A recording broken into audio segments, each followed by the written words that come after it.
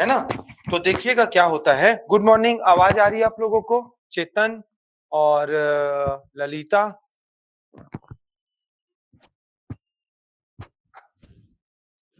ठीक है, चलिए। हाँ जी, देखिएगा इनका डाउट, ये डाउट था, आप देखना रामेश्वर, है ना। क्या होता है, कल तो मैंने किडनी का डायग्राम बनाया था, तो ये कि ना यूरिनरी ब्लैडर हो गया जैसे ये, है ना। अब यूरिनरी जो ब्लैडर है ना, तो यूरिनरी ब्लैडर में क्या होता है, यूरिनरी ब्लैडर में ना क्या होगा, ब्लड आता है, ये सॉरी ब्लड बोलता हूँ, यूरिन फिल्टर होता है, ब्लड तो यूरिन बनता है वो,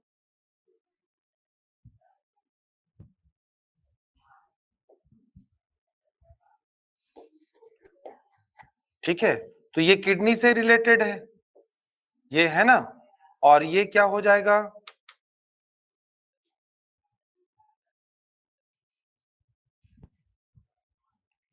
ये फर्दर क्या होगा, यूरिथ्रा के थ्रू बाहर निकलता है, तो ये यूरिनरी ब्लैडर हो गया, है ना, ये वाला पार्ट, ठीक है। यूरिनरी ब्लैडर से यूरिन कब बाहर आएगा, ठीक है, इसको देखते हैं। तो क्या है, इसके ऊपर में क्या रहता है, किडनी रहता है ना, ठीक है। इसके ऊपर में क्या रहेगा, इसके ऊपर में किडनी रहता है। तो जो किडनीज रहती हैं ऐसी, है ना, और उसी किडनी से क्या होता है, यहां से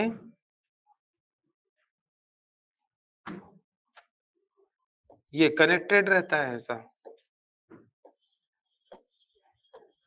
ये, है ना। तो ये यूरेटर है। तो किडनी को यदि हम लोग देखेंगे ना, तो किडनी में एक सेल रहता है, ठीक है, उसको बोलते हैं हम लोग नेफ्रॉन, ठीक है। किडनी की सेल को क्या बोलते हैं, नेफ्रॉन बोलते हैं। तो ये जो किडनी की सेल में जो नेफ्रॉन रहता है ना, वो एक कैसा दिखेगा, इस प्रकार का स्ट्रक्चर रहता है,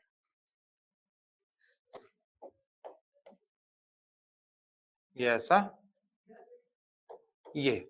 तो ये किडनी में इस प्रकार ना क्या होती है पता है, किडनी में इस प्रकार ना एक सेल को बनाया हूं मैं, वो इतना बड़ा रहता होगा, 2 सेंटीमीटर के आसपास, 1.5-2 सेंटीमीटर का, इतना सा। दोनों किडनी को मिला के 4-5 लाख रहता है ये कोशिका। अंतिम रूप से ब्लड यहीं पे छनता है ना। तो ये जो कोशिका का ये वाला पार्ट है ना, उसको डीसीटी बोलते हैं। क्या बोलते हैं, डीसीटी। तो ना किडनी में क्या होगा, किडनी में ब्लड आता है, किडनी में पूरी बॉडी से क्या होता है, ब्लड आता है, किडनी में ना पूरी बॉडी से ब्लड आता है, और ये ब्लड ना दोनों किडनी में छनता है। तो अंतिम रूप से कहाँ छनेगा,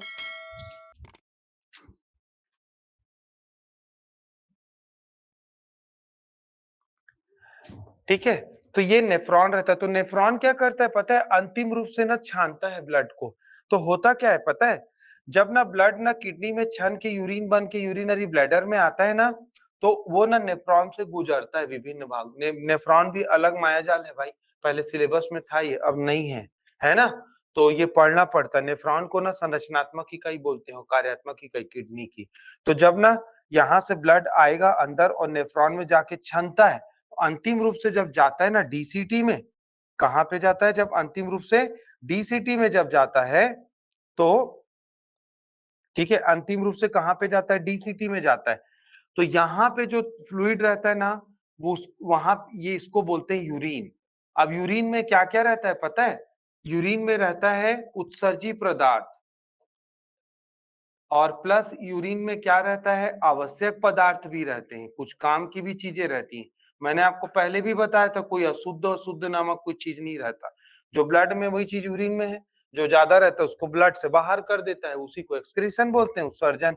तो उत्सर्जी पदार्थ और आवश्यक पदार्थ दोनों यूरिन में रहते हैं, ठीक है। आवश्यक पदार्थ की मैं बात करूं तो सबसे ज्यादा आवश्यक पदार्थ जो यूरिन में रहता है वो है पानी, ठीक है। क्या रहता है, पानी। और दूसरी भी चीजें रहती, तो पानी का ही एग्जांपल ले लेते हैं। तो ना क्या होगा पता है, जैसे ही ना यूरिन ब्लड फिल्टर होता है, धीरे धीरे कर करके क्या होता है, यूरिनरी ब्लैडर में यूरिन जाता है। तो डीसीटी में जैसे ही यूरिन पहुंचता है, तो इसको ना तंत्रिकाओं के द्वारा क्या होती है, यहां से तंत्रिकाएं तो कनेक्ट रहती है ना ब्रेन में, है ना। तो ना यहाँ से तंत्रिकाएं क्या करती, सूचना दे देती हैं ब्रेन को। तो ब्रेन क्या करता है पता है, ब्रेन में क्या है, हाइपोथैलेमस और पीयूष ग्रंथि है। तो पीयूष ग्रंथि को वो बोलता है कि क्या, पिट्यूटरी ग्लैंड को इसको कंट्रोल करना है वॉल्यूम को, तो ये एडीएच बनाता है, तो एडीएच का लेवल बॉडी में बढ़ जाता है। ठीक है, एडीएच का लेवल जब बॉडी में बढ़ता है तो वो क्या करेगा पता है, डीसीटी से वापस पानी को खींच लेता है, और ये पानी खिंचाएगा कहां पे आएगा, हमारे बॉडी से ये ना पानी खिंचा के ब्लड में आ जाता है। किस में आ जाता है, ब्लड में आ जाता है। तो क्या होता है पता है, जब यूरिन बाहर निकलता है तो एडीएच का लेवल बढ़ता है, और एडीएच पानी को क्या करेगा, खींच लेता है, और पानी को खींच करके क्या होता है, ब्लड में ले आता है वापस, क्योंकि बार बार पानी बाहर जाएगा, डिहाइड्रेट हो जाएगी बॉडी। हमारे शरीर की कोशिकाओं में 70% पानी की आवश्यकता रहती है, तो उसको में वो करना है, मैनेज करना है। ये आई बात समझ में। और एडीएच का लेवल बढ़ेगा तो पानी खिंचा के ब्लड में आता है, और ये क्या होगा, यूरिनेशन होता है। वैसे ही क्या है उसका उल्टा, जब ना शरीर में क्या होती है, पानी की मात्रा ज्यादा हो जाती है, जैसे कि आप देखना यूरिन ना बरसात और ठंड के दिन में ज्यादा लगता है, तो उस समय ना बॉडी में क्या स्वेटिंग वगैरह नहीं होती, तो पानी ज्यादा रहता है। तो वो पानी जब ज्यादा रहता है ना, तो क्या होता है पता है, मतलब क्या है, शरीर में ब्लड में पानी ज्यादा होगा तो एडीएच का ना लेवल डाउन कर देता है बॉडी। एडीएच का लेवल डाउन करेगा तो यहाँ पे पानी भर जाएगा, तो क्या होगा, यहाँ पे जाएगा फिर वो यूरिनरी ब्लैडर में, तो बार बार यूरिन होता है। तो ये एडीएच इस प्रकार से कंट्रोल करता है। ठीक है, तो इसके लिए आपको पूरा डिटेल में किडनी और नेफ्रॉन का संरचना और मैकेनिज्म को पढ़ना पड़ेगा, तब समझ में आएगा। तो मेरे ख्याल से ऐसा आपको सुपरफिशियल काम चलाने लायक बता दिया। ठीक है, क्योंकि उसका रिलेशन उसी से है, एडीएच का किडनी से। तो ज्यादा डिटेल में मत पढ़िएगा, ये टॉपिक मेंस में है भी नहीं, तो क्वेश्चन नहीं आएगा। सीधी सी बात, नहीं दिया है सिलेबस में तो असंभव है आना। तो अननेसेसरी एक नया टॉपिक, इसी कारण मैंने स्किप कर दिया उसको। सिलेबस में नहीं पढ़ाने का मतलब। ठीक है, हाँ आपको पढ़ना होगा तो ये खत्म होगा तो मैं लास्ट में बता दूंगा, आधा घंटा लगेगा, कोई बहुत बड़ी बात नहीं। ठीक है, क्लियर। चलिए, तो और कुछ डाउट था मेल रिप्रोडक्टिव सिस्टम जो कल हम लोग पढ़े उसमें? कुछ डाउट है तो पूछ लीजिए, फिर आगे बढ़ते हैं। आगे बढ़ेंगे, चलिए। तो कल हमने क्या पढ़ा था, टेस्टोस्टेरोन। टेस्टोस्टेरोन कौन सी कोशिकाओं के द्वारा बनता है, आप बताओ भाई, किस प्रकार की कोशिकाओं से टेस्टोस्टेरोन हार्मोन बनता है? टेस्टिस में कोशिकाएं रहती हैं जो टेस्टोस्टेरोन को बनाती हैं। आप बताइए अंजू, नाम क्या है उसका कोशिकाओं? इंटरस्टिशियल या लेडिक सेल या अंतराली कोशिकाएं, उसी से बनता है ना। ठीक है, टेस्टोस्टेरोन हार्मोन, वो रटना है, वहां से क्वेश्चन आता है। क्लियर है, आगे बढ़ेंगे। अब हम लोग क्या है पढ़ेंगे, कौन सा पार्ट, फीमेल रिप्रोडक्टिव सिस्टम। हाँ, वैसेक्टोमी बचा हुआ है ना, वैसेक्टोमी। वैसेक्टोमी को क्या बोलते हैं, नसबंदी, है ना। इसकी क्यों जरूरत पड़ गई, क्योंकि इंडिया ना ओवर पॉपुलेटेड हो गया। हम लोग ज्यादा ही खुश हो गए थे कि हम लोग को 300 साल बाद स्वतंत्रता मिली 1947 में। तो ना क्या हुआ है, फिर जनसंख्या बढ़ना चालू हो गया था इंडिया का। बहुत बड़ा लैंडस्केप है इंडिया, बहुत बड़ा क्षेत्रफल है, जनसंख्या ही तो हमारी सबसे बड़ी समस्या है। तो इंदिरा गांधी के समय में परिवार नियोजन भारत सरकार ने जनसंख्या नियंत्रण के लिए लागू किया। आपको पता होना चाहिए कि पॉलिसी बन चुकी है, यदि आपको चुनाव जीतना है, गवर्नमेंट जॉब चाहिए, अब शादी कर डाले और फिर गवर्नमेंट जॉब चाहिए, तो भैया 2 से ज्यादा हुआ बच्चा, तीसरा तो गए, आप फॉर्म नहीं भर पाओगे। आपको किसी भी प्रकार का चुनाव इंडिया में लड़ना है और जीतना है तो 2 बच्चों से ज्यादा नहीं होने चाहिए। उसमें एक छूट मिली हुई है, उसमें किसी का नियंत्रण नहीं है। एक बेबी हुआ, दूसरा जुड़वा हो गया, क्या कीजिएगा? तो ऐसा नहीं है, तो उसमें है स्वतंत्रता। लेकिन सिंगल सिंगल करके 3 हो गए तो फिर आप बाहर, चुनाव से और क्या है, एग्जाम से। क्यों किया गया है, नियम बनाया गया है? क्योंकि क्या है, इंडिया में पॉपुलेशन बहुत ज्यादा बढ़ रहा है। ठीक है, उसको कंट्रोल करने के लिए पॉलिसी बनाई गई। आप बिजनेसमैन हो और आपको बच्चे अच्छे लगते हैं, बच्चे सबको अच्छे लगते हैं भाई, लेकिन लालन पोषण भी तो देखना पड़ता है। तो कोई बिजनेसमैन है, अरबपति है, तो क्या है, फुटबॉल टीम बना सकता है वो, कोई दिक्कत नहीं। तो उसको, उन लोगों को छूट है। ठीक है, क्लियर।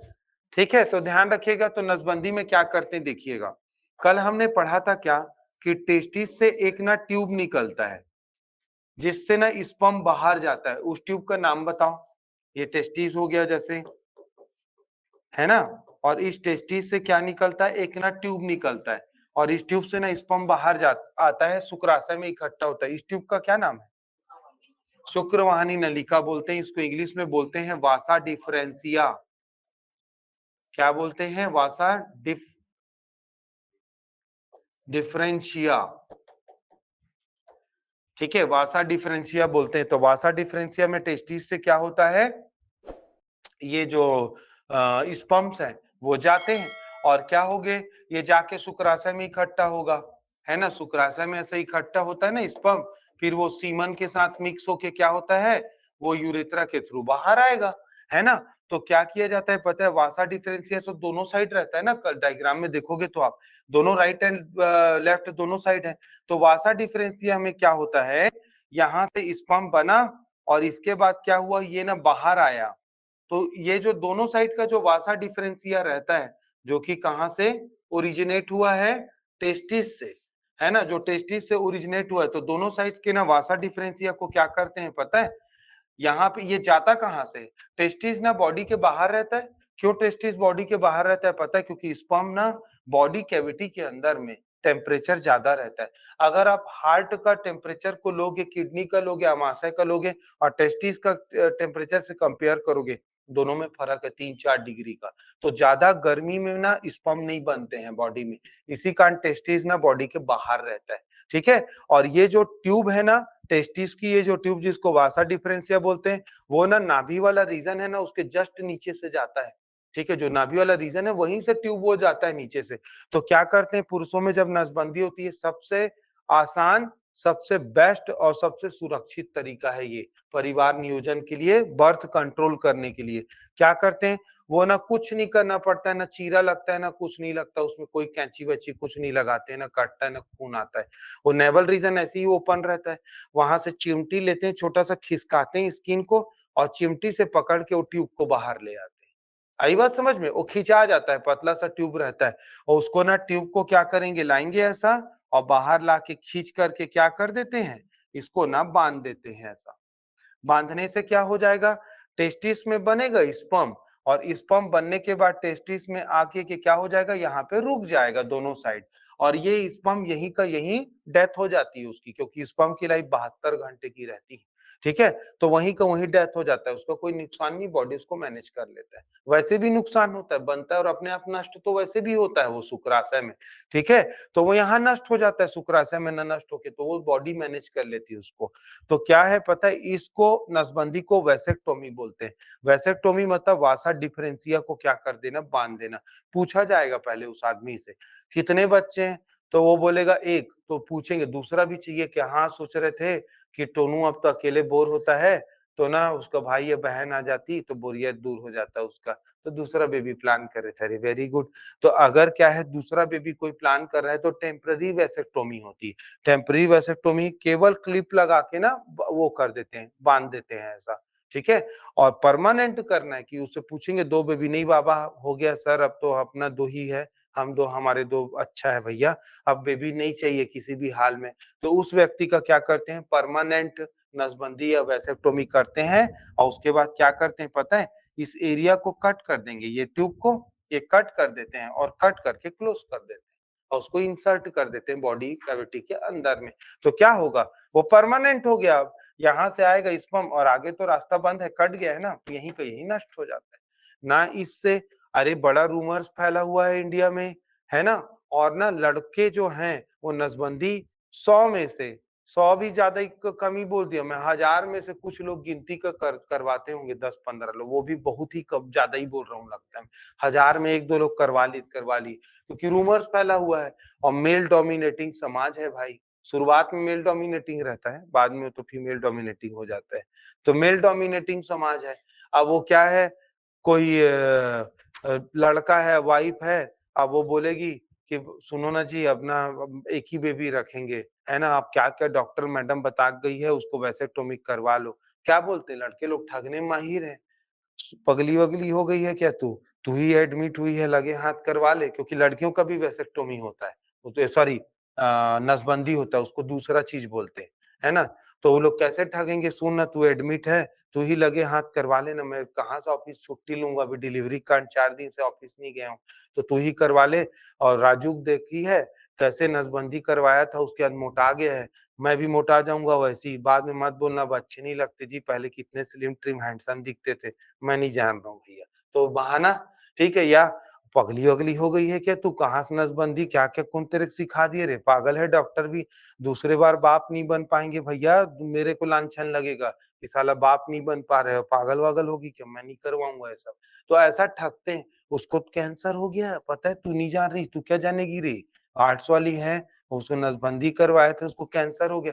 ना ही कैंसर होता है, ना वज़न बढ़ता है और ना ही आदमी ना इम्पोटेंस या नपुंसक होता है भाई इससे।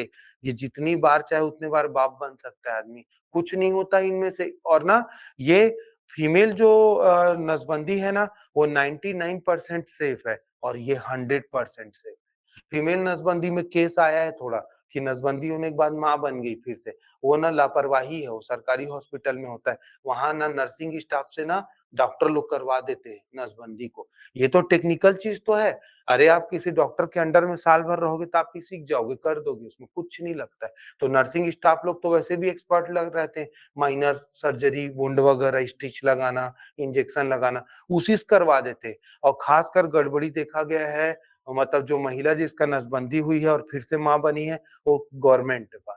गवर्नमेंट का कैंप लगता है नसबंदी का, टारगेट रहता है, शायद आपको ना पता हो, डॉक्टर लोगों का। जो जिला अस्पताल में डॉक्टर रहते हैं ना, रिकॉर्ड आता है कितने गाँव आपके अंडर में है, कितने लोग का शादी हुआ है, कितने लोग के कितने बच्चे हैं, तो नसबंदी अनिवार्य रूप से करवाना है। तो कैंप में बुलाते हैं, लोग आते नहीं, गाँव वाले कैसे समझाओगे जी? तो कैंप लगता है, तो कुछ प्रोत्साहन राशि भी देते हैं, उसके लिए पैसा भी देते हैं और कई बार नहीं मानते ना, डिलीवरी होता है, जानबूझ के नसबंदी कर देते हैं, जा बाहर। क्योंकि क्या होगा, अगर दूसरी बार माँ बनना रहेगा, नहीं हो रहा है तो दिखाएगी डॉक्टर को, डॉक्टर चेकअप करती, समझ जाती पक्का कैंप में इसको जानबूझ के नसबंदी किया गया। क्योंकि वो फॉर्म भराता है ना, तो डॉक्टर का टारगेट रहता है। वो बोलेंगे साला ये तो काम नहीं कर रहा है, डॉक्टर सस्पेंड करेंगे नहीं, ट्रांसफर कर देते हैं। तो ये भैया चैलेंज है। तो पकड़ के करवाना पड़ता है नसबंदी। तो लड़के लोग कहाँ देखे हो, हॉस्पिटल में कैंप लगता है, जेंट्स लोग एडमिट ठगते हैं अपनी वाइफ को ऐसे ही कर के, बहाना करके। जबकि पता है लड़कों को नसबंदी करवाना चाहिए, ये 100% सेफ है ना? और मैंने बताया ना टेम्परेरी करवा लो भैया, अगर आपको लग रहा है कि आज के बाद मर्द नहीं रह पाएँगे, है ना? कुछ कुछ ना जादुई चीज़ थी वो और खत्म हो गई, जादू खत्म हो गया, ऐसा बकवास है जी, बकवास है।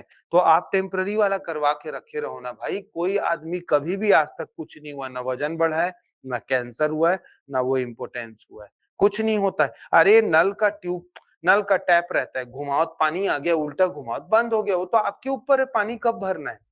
बात समझ रहे हो ना? तो वैसी है ये। तो इससे कुछ नहीं होता, इसको वैसेक्टोमी बोलते हैं और हिंदी में नसबंदी। हिंदी में कभी नहीं आता एग्ज़ाम में, क्योंकि वो नसबंदी समझ में आ जाता है ना हिंदी में पूछने से, तो वैसेक्टोमी पूछा जाता है। क्या पूछा जाएगा? पुरुषों में नसबंदी कहलाती है या पुरुषों में चाइल्ड बर्थ कंट्रोल करने के लिए कौन-सा उपाय अपनाया जाता है? ट्यूबेक्टोमी, वैसेक्टोमी और एक आध है ना कुछ दे देगा टॉमी-टॉमी करके वर्ड 4। तो वैसेक्टोमी कैसे याद करोगे? वासा डिफरेंशिया को बाँधना वैसेक्टोमी कहलाता है। यहाँ से शब्द आया। ठीक है, क्लियर है? तो कुछ नहीं होता इससे। ठीक है? कुछ नहीं होता भाई, तो करवा सकते हैं, करवाना भी चाहिए और वैसे भी हो ही जाएगा। मेल या फीमेल किसी न किसी का तो करना पड़ता ही है। तो इसी कारण महिलाओं को ही बेचारे बलि बकरा बनाते हैं, वो ऐसी ही एडमिट रहती हैं डिलीवरी के समय, लगे हाथ उसी समय करवा लो, वही होता है। तो उन लोग का होता है नसबंदी, महिलाओं का ज़्यादा। ठीक है? और नसबंदी ही ना सबसे बेस्ट उपाय है बच्चे के बर्थ को कंट्रोल करने के लिए। बाकी के उपाय दवाइयाँ और वगैरह ना वो सेफ नहीं है। दवाइयाँ अभी पढ़ेंगे आप लोग बहुत डेंजरस होती हैं। है ना? ठीक है, क्लियर है? तो आगे बढ़ेंगे। अब हम लोग देखते हैं कौन-सा फीमेल रिप्रोडक्टिव सिस्टम वैसेक्टोमी 30 शब्दों में। 30 शब्दों में ही आएगा वो।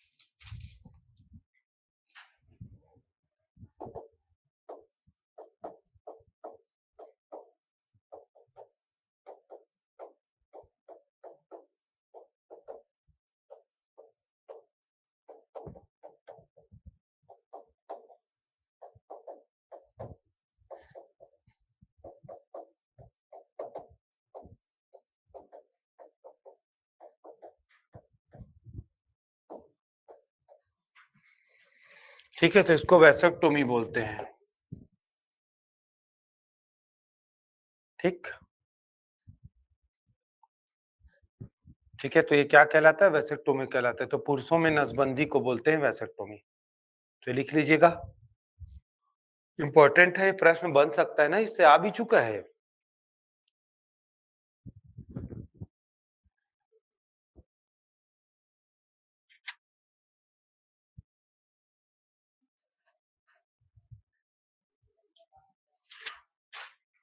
ठीक है, चलिए अब देखते हैं, आगे बढ़ेंगे हम लोग। दूसरा मादा प्रजनन तंत्र, फीमेल रिप्रोडक्टिव सिस्टम।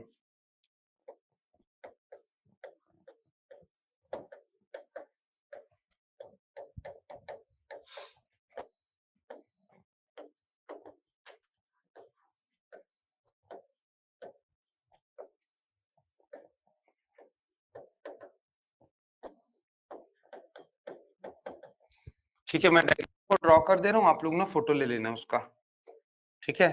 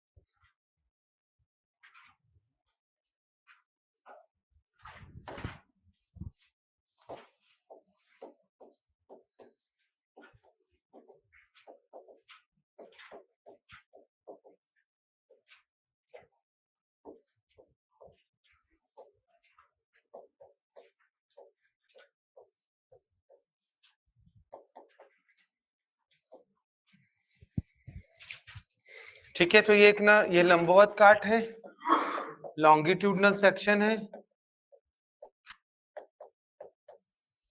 ठीक है, अब हम लोग को पहले हार्मोन पढ़ेंगे, फिर इसका मैकेनिज्म को पढ़ेंगे तो ज्यादा अच्छे से क्लियर होगा।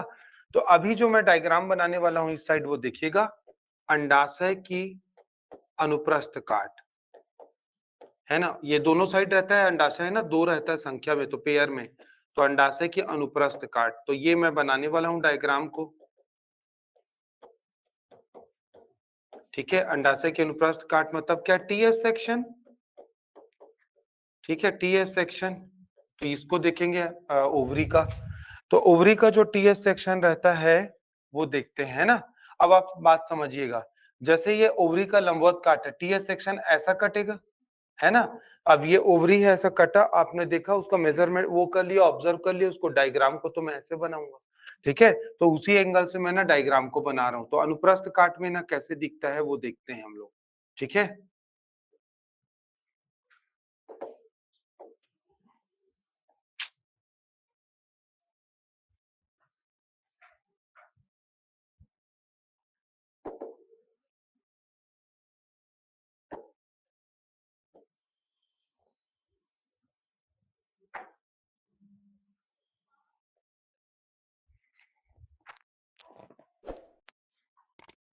अरे यार,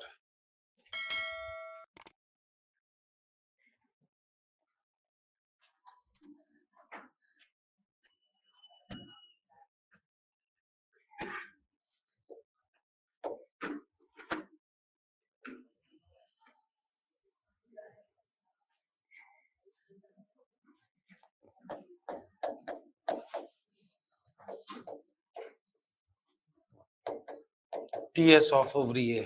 ठीक है, तो ओवरी क्या है? अंग है ना।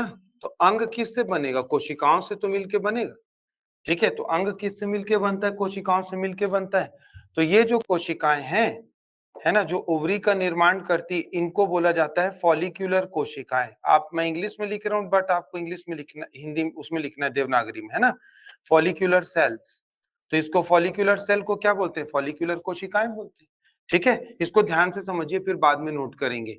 एक हार्मोन रहता है टीएसएच, सॉरी टीएसएच बोल रहा हूँ जी, एफएसएच। एक हार्मोन रहता है क्या? एफएसएच। तो ये जो एफएसएच हार्मोन है, बनता कहाँ से है, उसका नाम क्या है और कार्य क्या है, बताइए। पढ़ा चुका है उसको। हाँ, वेरी गुड। ये ना पीयूष ग्रंथि के अग्रपाली से बनता है और ना सेक्स ऑर्गन की कोशिकाओं में कोशिका विभाजन प्रेरित करता है। तो एफएसएच का कार्य क्या है? ओवरी की, है ना, ओवरी की फॉलिक्यूलर कोशिकाओं में, इसको समझिए, बाद में नोट करेंगे, बुक में खाक समझ में नहीं आने वाला। तो ओवरी की फॉलिक्यूलर सेल्स में ये क्या करता है? विभाजन प्रेरित करता है। आई बात समझ में? तो ये क्या करेगा? ओवरी की सेल में विभाजन प्रेरित करता है। कौन प्रेरित करता है? एफएसएच। तो इस प्रकार ना एफएसएच जो विभाजन प्रेरित करता है, तो फॉलिक्यूलर कोशिकाओं में विभाजन चालू हो जाता है। तो यहां से क्या हो जाएगा? जब वो विभाजन प्रेरित करेगा तो क्या हो जाएगा? फॉलिक्यूलर सेल क्या करती हैं? विभाजित होना चालू हो जाती हैं। फॉलिक्यूलर सेल क्या है? विभाजित होना चालू हो जाएंगी। तो ये जो है, यहाँ पे क्या क्या बनता है?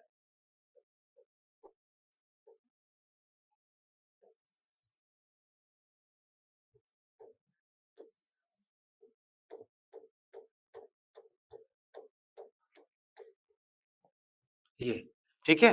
तो यहाँ पे तो जगह नहीं, मैं इसको पी एफ एस एफ लिख देता हूं। ठीक है, और ये जो लास्ट में बना हुआ है,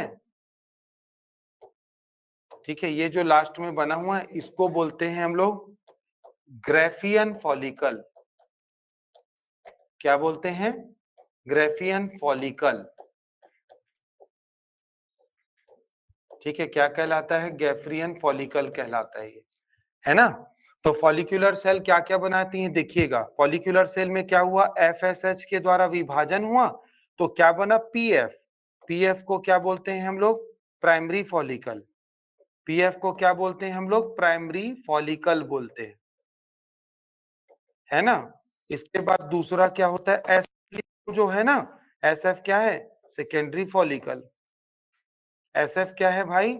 सेकेंडरी फॉलिकल। तो क्या हो गया? प्राइमरी फॉलिकल, देन हो गया सेकेंडरी फॉलिकल। क्लियर हुआ? ठीक है, और अंत में क्या बना लिया इसने? Graafian follicle. क्या बना अंत में? Graafian follicle. आ गई बात समझ में? तो एफएसएच जब विभाजन प्रेरित करेगा फॉलिकुलर कोशिकाओं में, तो प्राइमरी, सेकेंडरी और लास्ट में क्या बनता है? गैफ्रियन फॉलिकल बनता है। तो ये कोशिकाएं, जो फॉलिकुलर कोशिकाएं रहती है ना, वो अंडाशय के सब तरफ रहेंगी। मैंने एक हिस्से का बनाया है जानबूझ के, क्यों पता है? अननेसेसरी टाइम वेस्ट होगा पूरा बनाने में।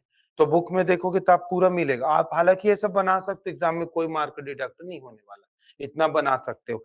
तो क्या बना? फॉलिक्यूलर कोशिकाओं से प्राइमरी, सेकेंडरी और गैफ्रियन। गैफ्रियन फॉलिकल को समझना है, बहुत इंपॉर्टेंट है। आपको एक बार में नाम याद नहीं होगा, 2 बार, 4 बार, 5 बार, 10 बार में रटाता है ये। तो गैफ्रियन फॉलिकल जो है, यह कोशिकाओं का यह कोशिकाओं का समूह होता है, किंतु उत्तक नहीं। ठीक है, समूह होता है किंतु उत्तक नहीं, ये बात ध्यान रखना। अब शुरुआत में हम लोग क्या पढ़े थे कि कोशिकाओं के समूह को क्या बोलते हैं हम लोग? उत्तक बोलते हैं। लेकिन ये कोशिकाओं का समूह है ना, बहुत सारी कोशिकाएं मैंने बनाई हैं, वो उत्तक नहीं है। बात को समझना क्यों नहीं है। परिवारों का समूह गांव कहलाता है, लेकिन भाई शादी में भी तो परिवार इकट्ठा होते हैं, क्या गांव बोल देते हैं क्या उसको? नहीं, वो परिवार थोड़ी देर के लिए इकट्ठा होते हैं, फिर चले जाते हैं घर, तो उसको नहीं बोला जाता। तो ये जो कोशिकाएं थोड़ी देर के लिए इकट्ठा हुई हैं, अपना काम करके चले जाएंगी। क्या काम करके? और दूसरा देखते हैं इसको, और दूसरा क्या है? फॉलिकल। फॉलिकल का मतलब क्या होता है पता है? छिलका। अगर हम लोग डायग्राम में इसमें जाएंगे, ये वाले डायग्राम में, तो ये ओवरी हो गया, और ओवरी के अंदर का ही तो मैंने अलग से डायग्राम बनाया था ना। तो ओवरी में ही तो गैफ्रियन फॉलिकल बनेगा, उसको अलग से बनाए, यहाँ कहाँ बनाते बनता।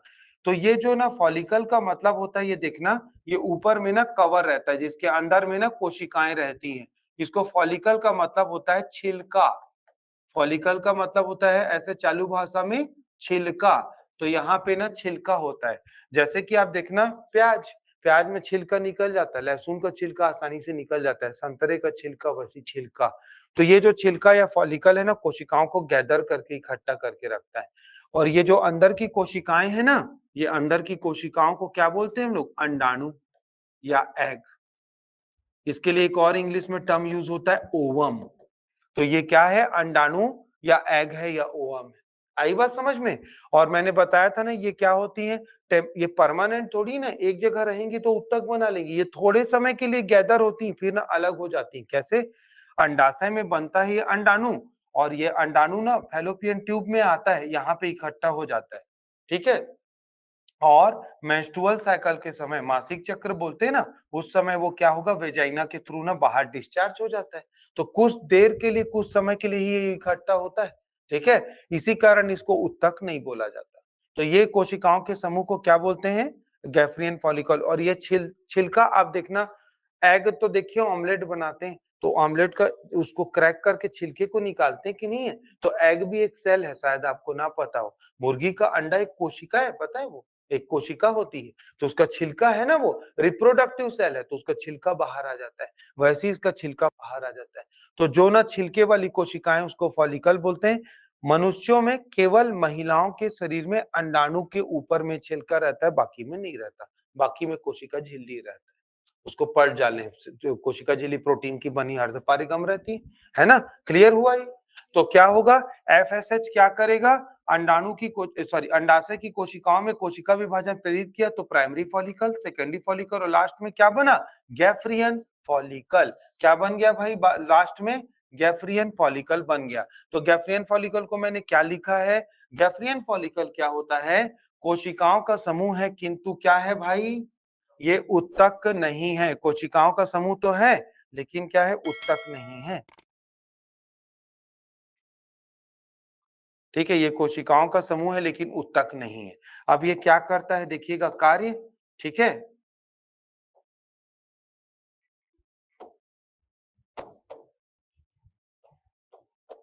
गैफ्रियन फॉलिकल से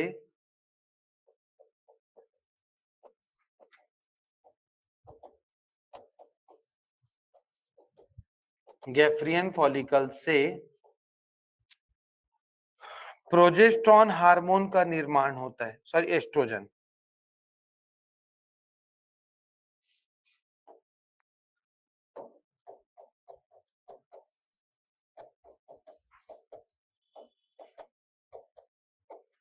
प्रोजेस्टेरॉन हार्मोन से एस्ट्रोजन हार्मोन का, सॉरी प्रोजेस्ट गैफ्रियन फॉलिकल से एस्ट्रोजन हार्मोन का निर्माण होता है,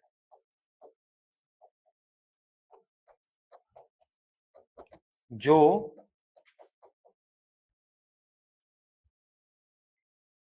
जो द्वितीयक जो द्वितीयक अंगों जो द्वितीयक अंगों जैसे गर्भाशय, योनि मतलब वजाइना, और डिंबवाहिनी नलिका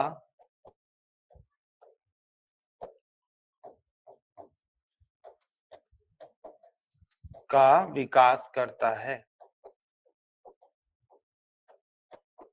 आई बात समझ में? तो गैफ्रियन फॉलिकल से कौन सा हार्मोन बनता है? बहुत ही इंपॉर्टेंट है, ध्यान रखेंगे। यहां से बनता है एस्ट्रोजन हार्मोन। ये इसका कार्य क्या होता है? द्वितीयक अंगों जैसे क्या है? गर्भाशय, योनि, डिंबवाहिनी नलिका का क्या करना? डेवलपमेंट करना। तो ये इसका ना कार्य होता है। किसका? गैफ्रियन फॉलिकल का। अब देखिएगा, हर चीज का ना एक लाइफ रहता है। जैसे ना आपको ना पत्ती का लाइफ बता रहा हूँ, जो पौधे में लगी हुई रहती है। शुरुआत में गमले में लगाओगे, छोटी छोटी पत्ती रहती है ना? और वो कम डार्क कलर की, मतलब हल्के कलर की रहती है। फिर बड़ी हो जाएंगी कुछ महीनों सालों में, चौड़ी हो जाती है और डार्क कलर की हो जाती है, हरे कलर की। उसके बाद ना पीली पड़ जाती है। पीली पड़ गई पत्ती, मतलब आप देख के समझ जाते हो कि अब गया, ये नहीं बचने वाला है, पौधा टूटता है। और वो ना पूरा ऐसा क्रश करोगे तो हाथ में पूरा गया, खराब हो जाता है। तो लाइफ क्या है? छोटी पत्ती, बड़ी पत्ती और पत्ती का पीला होना। छोटी पत्ती मतलब वो यंग है, बच्चा है अभी, है ना? मतलब वो किड्स है। बड़ी पत्ती और डार्क पत्ती मतलब वो जवान है, यंग है। पीली पत्ती मतलब वो बूढ़ी हो चुकी है। वैसे ही यहाँ पे भी होता है, ठीक है? ये सेल की लाइफ है। जैसे ये जो है ना फॉलिक्यूलर सेल, वो अभी बच्चे हैं। फॉलिक्यूलर सेल जब गैप्रियन फॉलिकल बनते हैं तो वो यंग होते हैं। अब वो क्या होंगे? बूढ़े होंगे मरने से पहले। तो क्या होता है? यही जो गैप्रियन फॉलिकल है ना, इसकी कोशिकाएं, है ना? तो ये क्या है? विघटित होती हुई कोशिकाएं, विघटित होती कोशिकाएं। विघटित मतलब समझ गए? डिजनरेट हो रहा है, वो बूढ़ा हो रहा है। तो मरने से जस्ट पहले या नष्ट होने से पहले क्या होती हैं वो? है ना? क्या करेंगी? कुछ काम आती हैं शरीर के। जैसे बूढ़ा आदमी मरने से पहले अपने प्रॉपर्टी सौंप के चला जाता है, वैसे ये भी काम आती है। तो ये जो कोशिकाओं का समूह बना है ना, ये अगेन ये भी कोशिकाओं का समूह ही होता है। आई बात समझ में? किंतु उत्तक नहीं। किंतु क्या है? ये उत्तक नहीं है। तो कोशिकाओं का समूह तो है लेकिन क्या है? उत्तक नहीं है। तो ये विघटित होती कोशिकाएं हैं। ये क्या है? कोशिकाओं का समूह है किंतु क्या है? उत्तक नहीं है। और इनका नाम क्या होता है ना? ये जो कोशिकाएं रहती है इनका नाम क्या है? आ, इसको बोलते हैं हम लोग कॉर्पस ल्यूटियम। क्या बोलते हैं भाई? Corpus luteum. और जो कॉर्पस ल्यूटियम जो रहता है वह क्या है? दो महत्वपूर्ण दो महत्वपूर्ण हार्मोनों का श्रावण करता है या निर्माण। दो महत्वपूर्ण हार्मोनों का निर्माण करता है ये, है ना? तो कौन कौन से दो महत्वपूर्ण हार्मोन हैं वो देखते हैं हम लोग। इसमें से पहला है प्रोजेस्टेरॉन। पहला क्या है? प्रोजेस्टेरॉन। तो जो प्रोजेस्टेरॉन है ना, ठीक है? तो जो प्रोजेस्टेरॉन है वो क्या कार्य करता है वो देखते हैं। तो प्रोजेस्टेरॉन का कार्य क्या रहता है? इसका कार्य होगा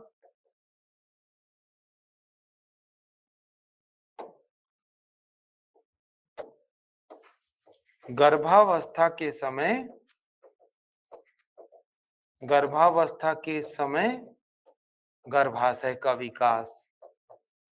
ठीक है? क्या कार्य है इसका? गर्भावस्था के समय गर्भाशय का विकास कौन करता है? ठीक है? प्रोजेस्टेरॉन करता है। गर्भावस्था के समय गर्भाशय का विकास करता है। क्या-क्या शामिल है इसमें? अ, गर्भाशय की, इसको बता रहा हूं मैं आपको, क्लियर होगा फिर। गर्भाशय की मांसपेशियों को शिथिल करना। क्या करना? गर्भाशय की मांसपेशियों को शिथिल करना। और दूसरा, गर्भाशय में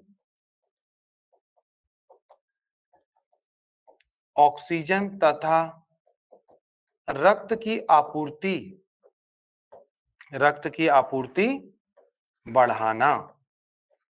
ठीक है? तो ये इसका कार्य है। तो कोई भी महिला जब प्रेग्नेंट होती तो क्या होता है पता है? बॉडी में ना प्रोजेस्टेरॉन का लेवल बढ़ जाता है। प्रोजेस्टेरॉन का लेवल बढ़ जाएगा। गर्भाशय 9-10 सेंटीमीटर का रहता है, मतलब एक मीडियम साइज, एक ना बड़े आम के आकार का। तो भाई उसमें बच्चा कहाँ से आ जाता होगा? देख के गर्भाशय आपको दिखाया जाएगा तो आप क्या बोलोगे?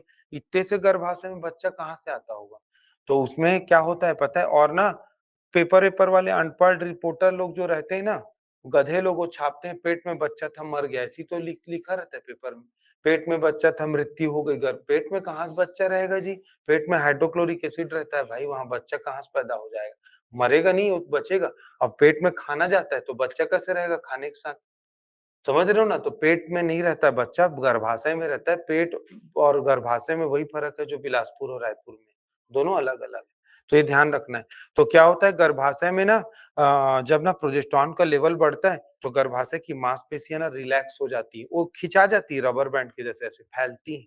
तो उसमें बच्चा ना धीरे धीरे क्या करता है? ग्रोथ करके रहता है। दूसरा, गर्भाशय में ब्लड का ना सर्कुलेशन को कौन बढ़ा देता है? प्रोजेस्टेरॉन। क्योंकि हम लोग क्या पढ़े हैं स्टार्टिंग से, ब्लड में ही ना ऑक्सीजन और भोजन डिसॉल्व रहता है। तो वो क्या होगा? जब ब्लड का सर्कुलेशन ज्यादा होगा, ज्यादा ब्लड जाएगा गर्भाशय में, तो ज्यादा भोजन और क्या है, ज्यादा ऑक्सीजन जाएगा, तो बच्चे को क्या मिलेगा? पोषण मिलेगा तभी वो ग्रोथ करता है। तो प्रोजेस्टेरॉन का लेवल ना प्रेगनेंसी में बढ़ जाता है। और हम लोग क्या पढ़े हैं कि ना ये अंतःस्रावी ग्रंथि को बता रहा हूँ मैं आपको। अंडाशय एक अंतःस्रावी ग्रंथि है। हमने बताया था ना, कंटिन्यू कर लेंगे उसको। अंतःस्रावी ग्रंथि में हम लोग थायराइड पढ़े, पैंक्रियास पढ़े, एड्रिनल पढ़े, और ये जो टेस्टिस पढ़े, और ये भी सभी अंतःस्रावी ग्रंथियां उसी को ही पढ़ रहे, क्योंकि बाह्यस्रावी और मिश्रित को तो ऑलरेडी पढ़ चुके हैं। तो ये अंतःस्रावी ग्रंथियां अपना हार्मोन को कहाँ छोड़ती हैं? ब्लड में। तो ब्लड में लेवल बढ़ता है। और मैंने आपको शुगर का केस जब डिस्कस कर रहे थे तो क्या बताया था, अगर शुगर ज्यादा होता है तो क्या होता है, ब्लड क्या करता है, क्षमता है किडनी में यूरिन के द्वारा बाहर आ जाता है। तो ये अगर ये हार्मोन ज्यादा बना, ब्लड में ही रहता है, तो ब्लड में क्या होता है, क्षमता है, तो ये हार्मोन भी यूरिन के द्वारा बाहर आ जाता है। तो प्रेगनेंसी को चेक करने के लिए स्ट्रिप आती है, तो यूरिन का सैंपल को उसको ड्रॉप को डालते हैं, कलर चेंज हो जाता है, तो प्रेगनेंसी कंफर्म हो जाती है। 100% कंफर्म करना है तो ब्लड टेस्ट, क्योंकि वहां पे भी हार्मोन का उसको चेक करना पड़ता है। सोनोग्राफी, सोनोग्राफी से तो वो दिख जाता है क्लियर पिक्चर अंदर का, कि गर्भ में क्या बच्चा पल रहा है। तो इस प्रकार हम लोग ना कंफर्म करते हैं किसको, प्रेगनेंसी को। ठीक है। तो प्रोजेस्टेरॉन कैसे याद करोगे, पी से प्रोजेस्टेरॉन, पी से प्रेगनेंसी, ऐसा याद कर लीजिएगा तो याद हो जाएगा। तो ये ना प्रोजेस्टेरॉन क्या बना, प्रोजेस्टेरॉन देखो ध्यान रखना, प्रोजेस्टेरॉन बनता हर महीने है लड़कियों और महिलाओं के शरीर में। प्रेगनेंसी के समय लेवल हाई होता है क्योंकि उसकी जिम्मेदारी बढ़ जाती है। ठीक है। एस्ट्रोजन तो बनेगा ही बनेगा हर महीने, तो ये हर महीने हर दिन बनते हैं, लेकिन प्रेगनेंसी के समय लेवल को बढ़ा देता है बॉडी प्रोजेस्टेरॉन का, क्योंकि उसकी जिम्मेदारी बढ़ गई ना उसको ये सब काम करना। ठीक, क्लियर। दूसरा, दूसरा इसका काम क्या है, दूसरा एक और हार्मोन क्या है, एक एक हार्मोन ये हो गया ना। दूसरा हार्मोन जो हम लोग को पढ़ना है वो है रिलैक्सिन। ठीक है। दूसरा हार्मोन जो पढ़ना है वो है हम लोग को रिलैक्सिन। ठीक है। यही कहां से बन रहा है, कॉर्पस ल्यूटियम से बन रहा है। इसको रटना पड़ेगा आपको, धुआंधार। Graafian follicle, estrogen, corpus luteum, progesterone, relaxin, progesterone, relaxin, corpus luteum, तब रटाता है वो। समझ में आई बात, ये रटना पड़ेगा। मैं फंक्शन तो बता दिए, मैकेनिज्म को समझा रहा हूँ, रटना पड़ेगा आपको। लेकिन रिलैक्सिन क्या काम करता है देखिएगा, डिलीवरी के समय, जब डिलीवरी का टाइम आता है तो डिलीवरी के समय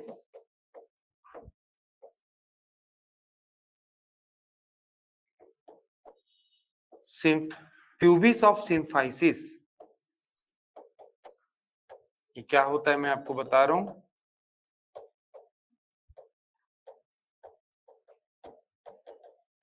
ठीक है। प्यूबिस ऑफ सिम्फाइसिस बोन को लचीला बनाता है, लचीला बनाता है, जिससे बच्चों का जन्म आसान हो सके।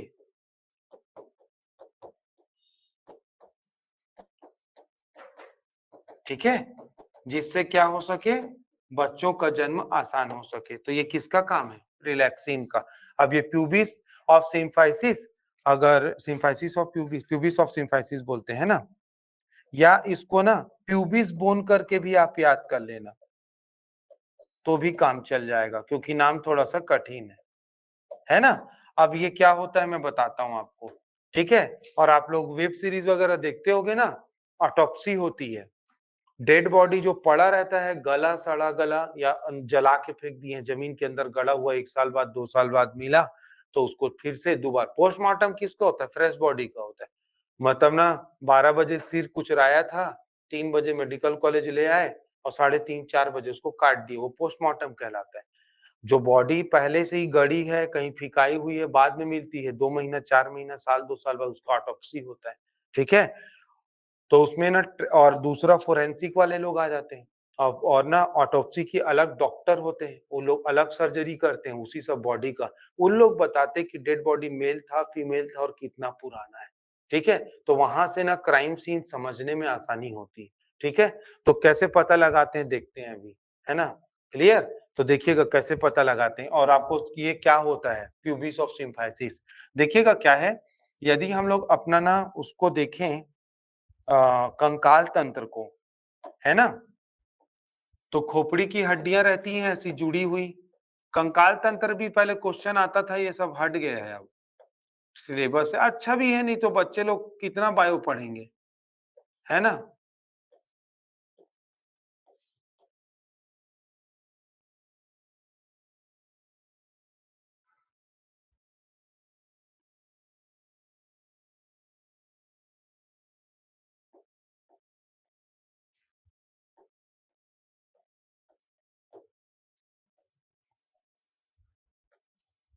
तो कंकाल ऐसे ही कुछ रहता है, सर रफ डायग्राम बना रहा हूँ ना भाई, हँसना-वसना मत।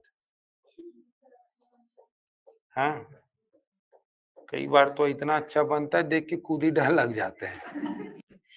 जिसका बनाए हैं वही आ जाता होगा, ले अब आओ बना बेटा, अब बता रहा हूँ रुक करके, है ना? तो ज़्यादा भी इंटरेस्ट लेना ठीक नहीं है ये सब चीज़ों में।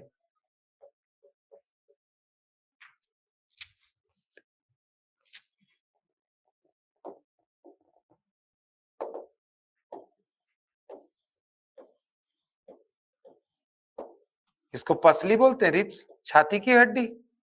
और दिखती भी है, बिल्कुल सेंटर वाले की स्टर्नम बोलते हो हम लोग, लड़के लोग जो शर्ट पहनते हैं उसके बटन के नीचे में रहता है। और यहाँ पे आप टच करते जाओ बटन को, 1 2 3 4 5 6, अरे कहाँ गया? यहाँ पे डायफ्राम आ जाता है।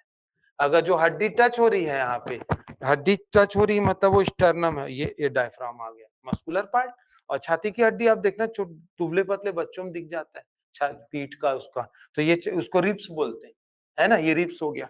इसके बाद ना कमर वाला पार्ट आता है, ठीक है? और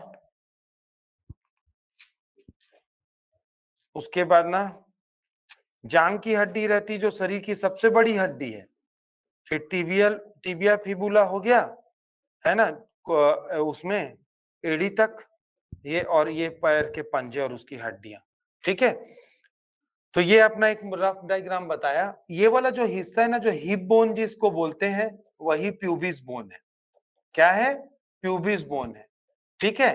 अब प्यूबिस बोन को क्या होता है मैं आपको बताता हूं। जैसे ये ना, प्यूबिस बोन कहाँ रहेगा? सबसे पीछे डॉर्सल साइड में, ठीक है? हिप बोन जो पीछे रहेगा डॉर्सल साइड में, तो उसको प्यूबिस बोन बोलते हैं मेडिकल साइन। प्यूबिस बोन जो रहता है उसके जस्ट ऊपर में गर्भाशय रहता है। क्या रहता है? गर्भाशय रहता है, ठीक है? क्लियर? ये देखिएगा, ये वाला डायग्राम को, ये वाला डायग्राम में आप देखोगे तो गर्भाशय ओपन होता है वेजाइना में। गर्भाशय की ओपनिंग को क्या बोलते हैं? वेजाइना बोलते हैं। तो क्या होता है, जो प्यूबिस बोन है ना, उसके ऊपर में गर्भाशय है और उसकी ओपनिंग को वेजाइना बोलते हैं, जहां से बेबी डिलीवर होता है। प्यूबिस बोन कैसा रहता है पता है? प्यूबिस बोन ऐसा रहता है, ये ऐसा एंगल उसका। आई बात समझ में? ऐसे एंगल में क्या हो रहा है, वो नैरो हो जा रहा है आगे। नैरो होगा तो क्या है, बेबी यहाँ पे है गर्भाशय में आगे। तो जब डिलीवर होता है ना, तो वो क्या होता है, नैरो जो रहेगा ऐसा वो तो फंस जाएगा। आपने कई बार सुना होगा, अरे यार फलाना की यहाँ डिलीवरी होत रही से यार, ओ भाभी के तो सिर फंस गिरी से लड़का डेथ हो गई। सुनते हैं ना, सिर फंस गया है, कैसे करें, ऑपरेशन करना पड़े, अरे करो मैडम जल्दी करो, ऐसा होता है ना, वही है। तो कई बार ये हार्मोन रिलैक्सिन प्रॉपर काम नहीं करता, तो ये प्रॉब्लम होती है। तो 99% ओके रहता है, कोई दिक्कत नहीं होता। तो ये क्या है, प्यूबिस बोन है ना? या सिम्फाइसिस ऑफ प्यूबिस, है ना? Pubis of symphysis. तो ये क्या है, जो बोन है ऐसा, ये तो बाधा बनेगा बच्चे के डिलीवरी में। तो जब रिलैक्सिन हार्मोन जब बनता है ना बॉडी में, तो महिलाओं में डिलीवरी के समय, तो ये बोन में ना मूवमेंट होता है इस डायरेक्शन में, रहता ऐसा है, डायरेक्ट इस डायरेक्शन में मूवमेंट होता है, ये ऐसा। तो इस डायरेक्शन में जब मूवमेंट होगा, तो बच्चे का ना बर्थ ना बड़ा आसान बन जाता है। जिनके में नहीं हुआ तो इंजेक्शन के थ्रू देना पड़ेगा, ये सब हार्मोनल इंजेक्शन, प्रोजेस्टेरोन, एस्ट्रोजन सबका आता है, पता है, दवाई और इंजेक्शन सब आता है। तो ये ऐसा था, तो ये क्या हुआ, धीरे धीरे डिलीवरी के समय मूव होके ऐसा हो गया। तो क्या हो गया, अच्छे से ना बेबी डिलीवर हो गया। क्लियर है? तो ये केवल महिलाओं में ना, ये जो बोन है वो मूवमेंट करता है, क्योंकि महिलाओं में ही रिलैक्सिंग हार्मोन बनता है, वही बच्चे को जन्म देती है। तो ना कंकाल का ना, कंकाल में यदि देखेंगे तो कैसे, ये समझ में आ गया रिलैक्सिन का हार्मोन का काम क्या है, वो प्यूबिस बोन को खसका देता है अपोजिट डायरेक्शन में। तो ऐसा था, वो ऐसा हो जाएगा, ताकि चाइल्ड बर्थ डिलीवरी हो जाए। अब जो मैं बता रहा था ना आपको, ऑटोप्सी होती है और वो सब। एक ना केस आया, चंद्राकर जी हैं, है ना? टीआई साहब, हाँ कौन, कहाँ से बोल रहा है, कहाँ मर्डर हो गया? रुक जाओ भेजवा रहा हूँ। साहू, सर सर प्रणाम। देख तो यार कहाँ मर्डर हो गया बोले। अबे देख के जाना, फर्जी भी साला ये रहता है इन लोग को, क्रॉस वेरिफिकेशन करवा ले वहां से। पूछ ले लोकल कोई कोटवार उटवार होगा गांव में, पटवारी वटवारी से। हाँ सर पता करा ले। सर वो तो कोटवार बोल रहा है कि ना एक डेड बॉडी मिला है। ऐसा क्या यार? तो मतलब कंफर्म था न्यूज़, कई बार फेक न्यूज़ भी आता है ना, तो कंफर्म करवा लीजिए चंद्राकर साहब टीआई, है ना? बैठ बैठ तो बुला सबको, और उसको भी बुला ले। वो शर्मा कहाँ है अपना, वो सब इंस्पेक्टर बुला, चल देखते हैं। गई टीम उसकी। कहाँ देखा, कौन फोन किया? तो तू इधर आ। कहाँ तू इधर क्या कर रहा था रे आधा रात को? अरे सर वो खेत वेत में मैं आता हूँ काम से ऐसे। तो रात में खेती बाड़ी होता है क्या? साला यही किया होगा रे, पकड़ इसको। पुलिस वाले ऐसी किसी को नहीं छोड़ते। अरे नहीं सर मैं सच बोल रहा हूँ, इससे पूछ लो सर, हम लोग रात में नहीं आए थे, मतलब शाम हुआ होगा, खेती बाड़ी के लिए आए थे साहब हम लोग। क्या मैं देखा तो बता दिया आप, मैं ही फंस गया सर। अरे नहीं चल जा, है ना? क्या नाम नंबर नोट कर ले रही, इसका एड्रेस वगैरह को। अब यार ये तो समझ में नहीं आ रहा है, डेड बॉडी देख के पुराना है, किसका है क्या है, कैसे करें? अरे यार वो डॉक्टर शर्मा है, लगा तो फोरेंसिक वाले को फोन। वो आए डॉक्टर साहब। 1 मिनट कोई नहीं छुएगा। टेप वेप आया, नर्सिंग स्टाफ पकड़ो जी टेप को। टेप से नापे, पता है उन लोग उसको किसको? हड्डी को। अब कैसे पता लगता है मैं आपको बताता हूँ। लड़कों में टेस्टोस्टेरोन हार्मोन ज्यादा बनता है। टेस्टोस्टेरोन हार्मोन क्या करता है पता है? जैसे जैसे ना हम लोग टीन एज से ना मेच्योर होते हैं, 11-12 साल से 15-20 फिर 25-30, शोल्डर जो रहता है ना ब्रॉड होना चालू हो जाता है। क्योंकि हम लोग जिम जाते हैं, एक्सरसाइज करते हैं उससे भी, और दूसरा यहाँ पे मांसपेशी बनती है। और बॉडी बिल्डर लोग को देखना ना, हाथ पाथ कितना डेवलप रहता है, शोल्डर ब्रॉड हो जाता है उन लोग का। तो ये वाला जो हड्डी है ना, ये वाले को क्लेविकल और स्कैपुला बोलते हैं। कॉलर बोन, कॉलर बोन बोलते हैं ना, जहाँ ये शर्ट का कॉलर रखा था उसको कॉलर बोन बोलते हैं। तो क्लेविकल, और उसका नाम है क्लेविकल, यहाँ पे रहता है। अब ये तो दिख जाता है हड्डी आईने में। ये क्लेविकल है, स्कैपुला, स्कैपुला कोई कॉलर बोन बोलते हैं, जहाँ पे शर्ट का कॉलर। बॉडी बिल्डर लोग देखना ऐसा करते हैं, दिखता है ना ये मसल यहाँ का, यही तो है। तो कॉलर बोन के ऊपर की मांसपेशी है वो।